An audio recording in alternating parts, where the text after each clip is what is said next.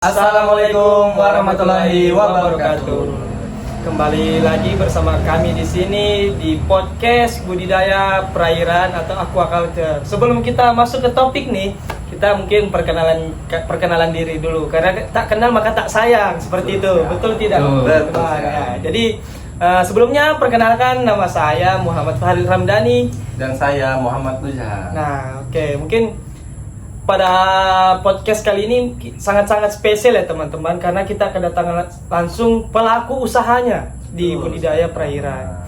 Dan gimana Mas Ahan? Jadi bintang tamu kita ini adalah seseorang yang baru berkecimpung dalam hal budidaya nih teman-teman. Nah, jadi dia ini ingin konsultasi kepada kami gimana cara budidaya ikan yang baik dan benar gitu. Mungkin tanpa panjang lebar, langsung saja kita sambut Mas Haris. Oke. Gimana Mas Haris? Kabarnya baik? Alhamdulillah, saya baik-baik saja. Mungkin bisa langsung dijelaskan Mas mengenai kendala atau awal mula budidaya itu bagaimana? Oke. Perkenalkan, sebelumnya saya Guru Haris Rafsanjani. Saya ada usaha kecil-kecilan Mas. Nah, nama PT-nya itu Nekat Project. Nah, di situ saya membudidayakan ikan koi. Jadi, terus saya sebelum kesini tadi, saya ditelepon sama anggota saya. Nah, terus anggota saya katanya ikan di kolam itu banyak yang matian. Gitu. Kenapa bisa Mas banyak yang mati?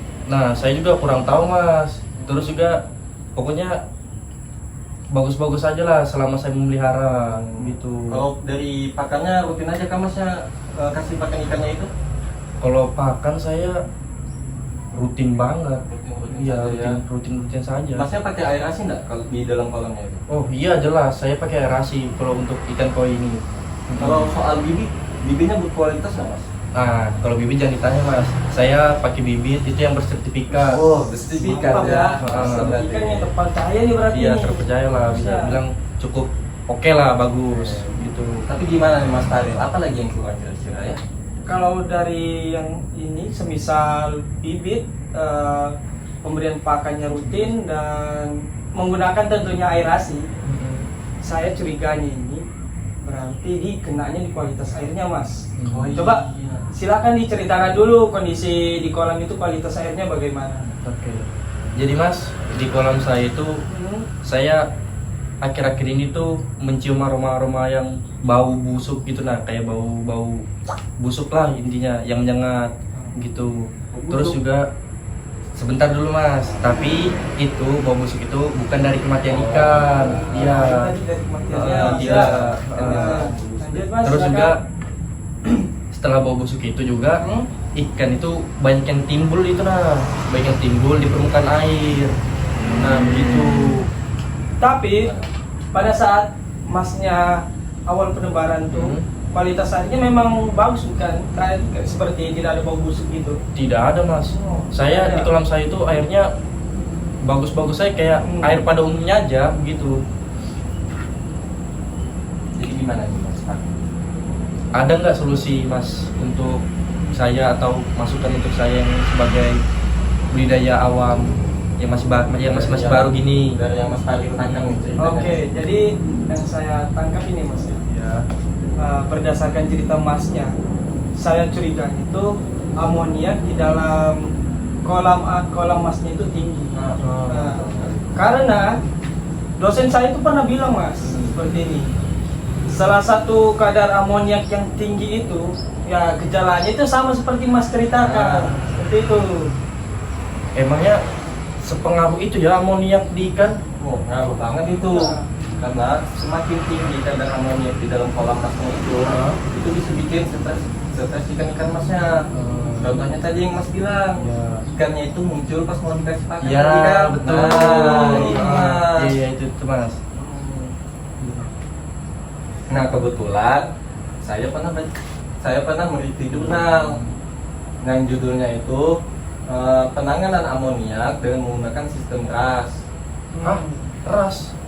Apa itu RAS? Nah, RAS itu singkatan dari resirkulasi aquaculture system, atau simpelnya itu kayak Masnya bikin sirkulasi air yang menggunakan filter gitu Mas.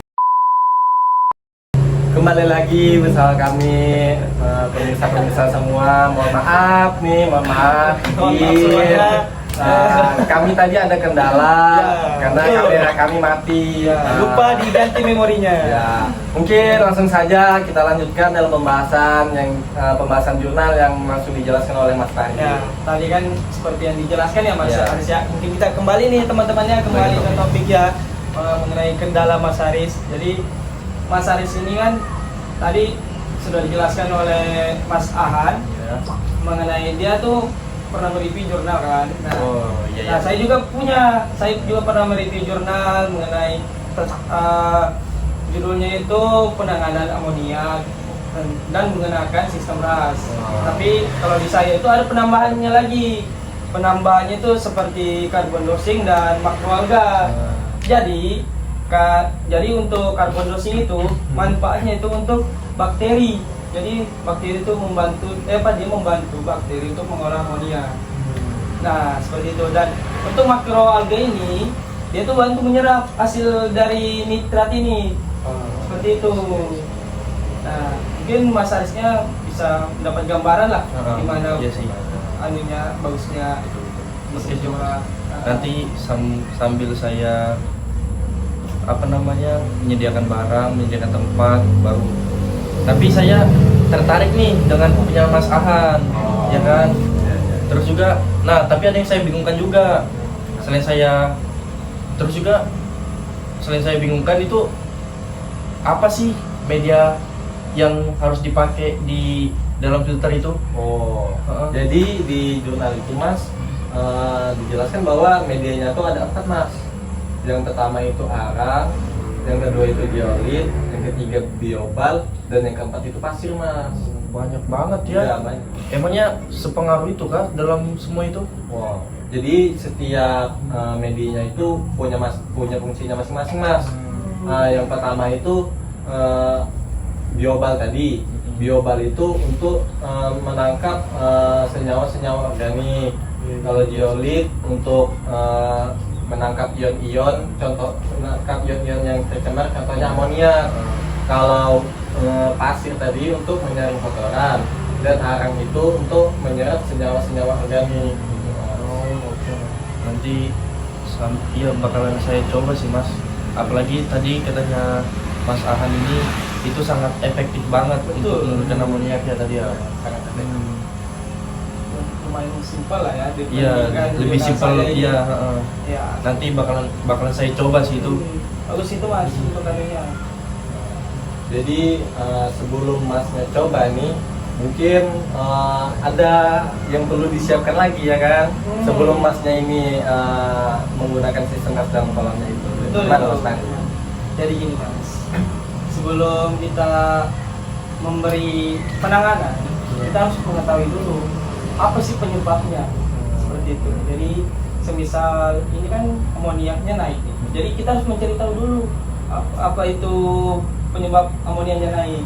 Takutnya kan kita sudah kasih penanganannya tapi amoniaknya tetap ada, seperti itu. Jadi yang ingin saya tanyakan nih kepada Mas Haris nih, kan dari pemberian pakan nih, kan pemberian pakannya Masnya mungkin rutin nggak? Ya, rutin Ya, kan banget sih. tidak pernah molor-molor gitu kan? Tidak. Bisa 3 hari 3 hari. Nah, setiap jam itu dikasih tepat waktu kan. Nah, yang saya curiganya nih, Mas Haris ini pemberian pakannya itu misal dalam ini wadah pakan yang telah ditimbang, itu Masnya langsung ngasih ke semua, tidak kasihnya perlahan seperti itu ya. Tidak ada kayak nungguin kayak setengah tunggu habis terus dikasih lagi. Enggak ya?